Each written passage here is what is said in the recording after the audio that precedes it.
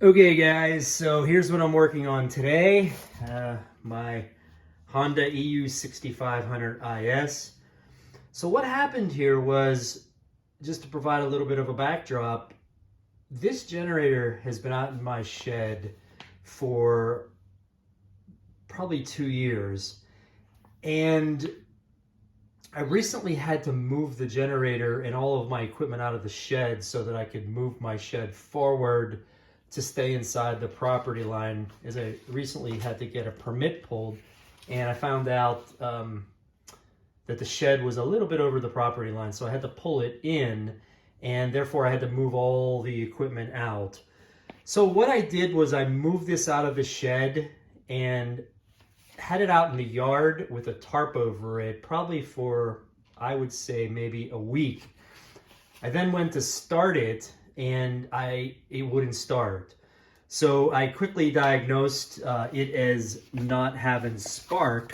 And how I did that was, I took the spark plug out, put the collar on, and put it against metal and tried to turn it over, and saw no spark plug firing in the gap.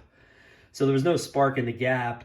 And so I found some information out of the manual to do some troubleshooting, because I didn't know if it was going to be the ignition coil or something else. And so where I am in the process here is I went through this troubleshooting of the ignition coil. I checked the primary side resistance. I got the 1.8, I think mine actually said 2.1 ohms. So that was good on the primary side.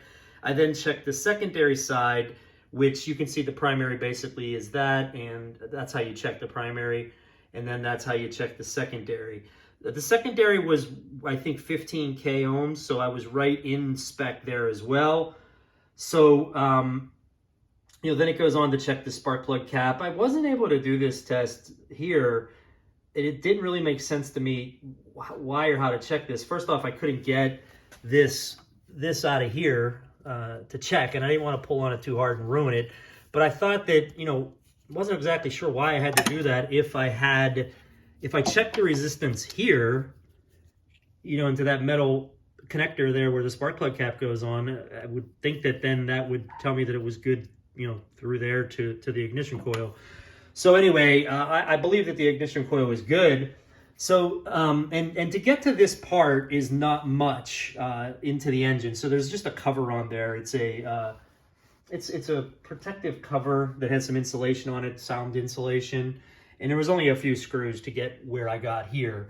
Then the next step of the process really is to go through and look at the ignition pulse generator, and to make sure you have the appropriate gap set against the flywheel. So I didn't start this part because what I started to figure out here was to get that, I got to get this cover here off. And to get that off, I probably got to get the front cover off.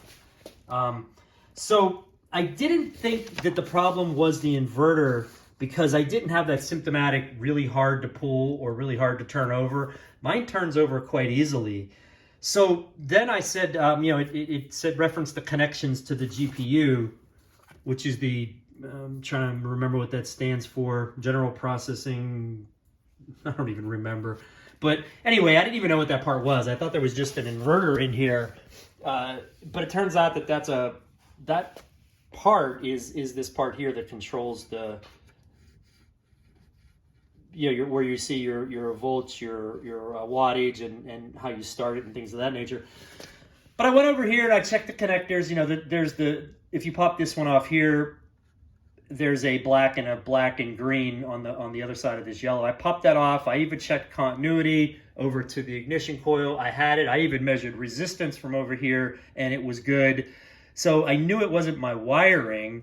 So then I said, okay, well, I'm going to have to take this off to see where these wires go. And believe it or not, that's where the board is that these wires go into.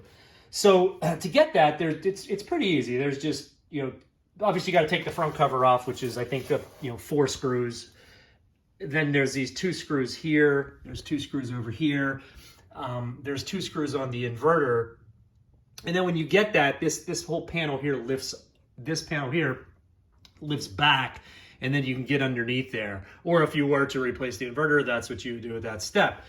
But so I moved this panel back, and then it's, you know, I don't know, get the terminology wrong, so I want to see if it's referenced in here. Yeah, it's a GCU, so it's the something control unit, general control unit. I can't remember what the heck it stands for, but you know, the diagram for there, you know, here's some more wiring grams that might help someone down in the future, you know, but there's the two wires that I checked that went to the ignition coil. So anyway, I got to the back of this and I unscrewed the GCU, and I believe this is what the problem was. And the reason I'm filming this is to you know, for anybody that happens to do one of these in the future, or anybody that has one of these, they might want to check there. So here it is. You know, here's the GCU. But what I noticed on mine, and I'm going to try to get under here under some light and take a look at this because this is interesting. So there it is right there. And more specifically, you can see where it's burned. There's some burn marks, and then even on the front side, next to that integrated circuit there and those resistors, it's burned there as well. Ironically, it still comes on, the hours still reports what the hours are, and it still turns the generator over. But I think what happened here is, and this is kind of crazy, there's dust on this board. You can see all the dust there, and I think condensation got on this board because I had it outside for a week, and I do live down south, so it's very possible that condensation got on this board, and then when I started it up, the dust combined with the water basically created a channel for the water to kind of collect on, and then when I turned it over, it just short-circuited this board. So I'm not 100% sure yet if it is this board, meaning that I believe this board definitely has a problem, but I'm not sure if something caused this board to fail other than the condensation. So this board is not cheap, but it's definitely cheaper than an inverter. I found mine, I think on Amazon, I want to say, for right around $389 or $400. Just to compare that, the inverter does run, I think, around $600 to $700. You might be able to catch it for $5 something. So this board by no means is cheap for what it really is. But this board is responsible for providing spark to that ignition coil. So obviously without this working, I believe is the reason why I don't have spark. So the good news is I ordered one, it came in. So what I'm gonna do is put that new GCU in, and I'm gonna hook it back up, and I'm gonna turn it over and see if I get spark.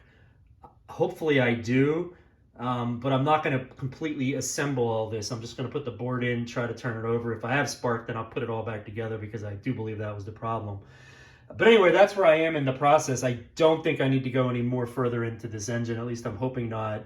And I do hope that this is the problem. But why I wanted to point this out to you guys is if some of you guys have these older 6500s, these older Honda EU6500s, as preventive maintenance, you might want to take your panel off and blow yours out with you know, compressed air or a can of air. Because if you have this issue, it's entirely possible that yours could do this somewhere down the road as well, and it might save you a couple $100. All right, guys, so here's the new part that came in. Ironically, the numbers on this look older than my board, but this is supposed to be, I think, revision A23 or A32, and you know, but I'm looking at these numbers here, and I don't know if that's the same numbers, but I'll show you in comparison. This is the old board, right? And numbers actually look higher. But, you know, regardless, the connections look the same. So, you know, you can see, you know, from there, and then the side connector looks identical, and then the top connector looks identical as well. But anyway, so it looks like, and I took mine apart by taking those 4 screws out, but, you know, there is some silicone on the sides, and there was on mine as well. But it looks like it might just be, this whole piece might come out, and it looks like there's, you know, 2 screws here and, you know, 1 down here. So we're gonna go ahead and put this new piece in, plug everything in, and see what happens. Okay guys, I got the new GCU in. I ended up using the same frame that was in here because to try to get this piece here out, I would have destroyed this piece right here, and I didn't order a new piece. So what I did was I just unscrewed the 4 screws and then cut the silicone in the 4 spots, and then I was able to get it out. So this is like the brand new cover, but unfortunately you can see how it screws in, and I would have had to have cut through that, and I didn't want to mess up the look of it. So I haven't turned it on yet, but I did hook up the inverter, the 3 big connections for the inverter, and then I hooked up all the connectors here, and we're gonna go ahead and try to give it a start. So hopefully it doesn't fry again and I just waste $400. But so what I'm gonna try to do is get this down here, and then I'm literally just gonna go over here and turn it on. So we'll see what happens when I turn it on.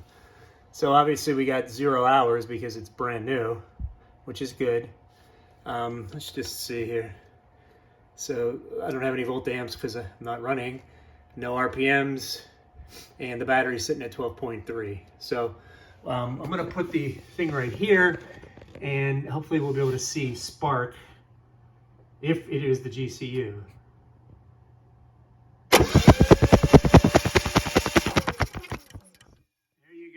So I'll go ahead and connect everything back up, put the gas tank on, and it should run again.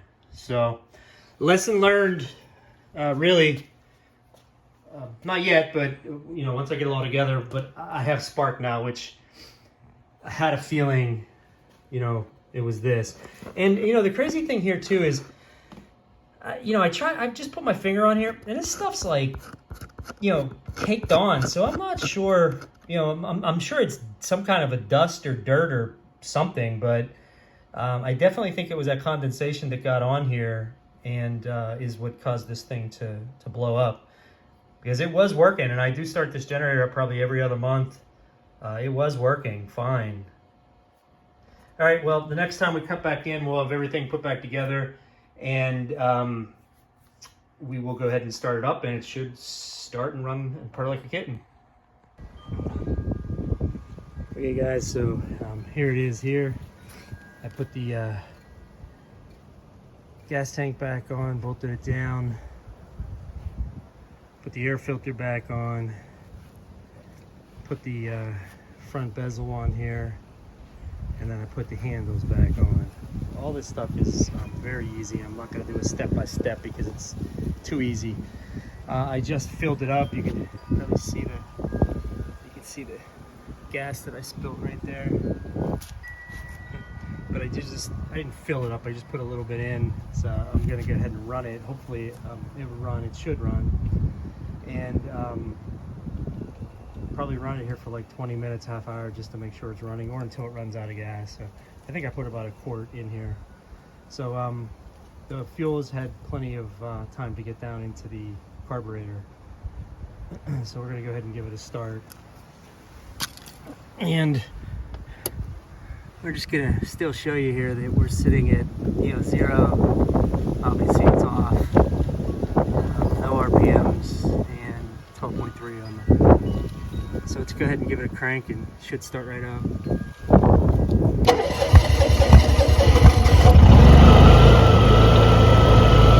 we got our green output indicator on.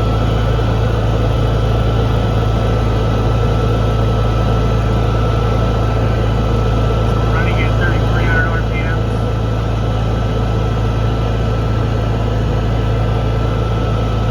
Battery's charging up, which is a good sign. 0 hours. So what I'm going to go ahead and do is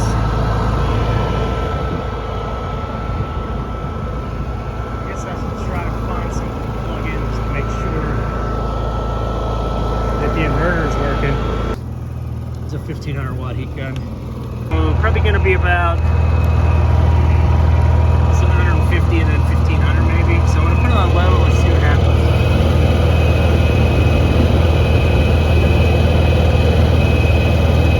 I'm not sure if I believe that number.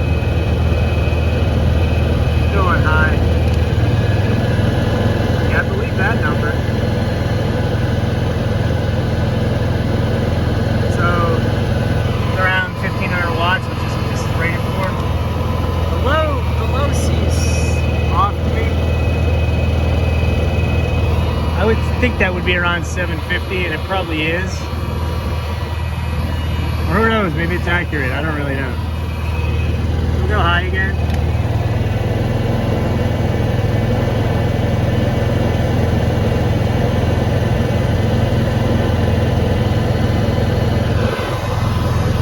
Keep my hand nice and warm. This happens to be freezing out today. Anyway,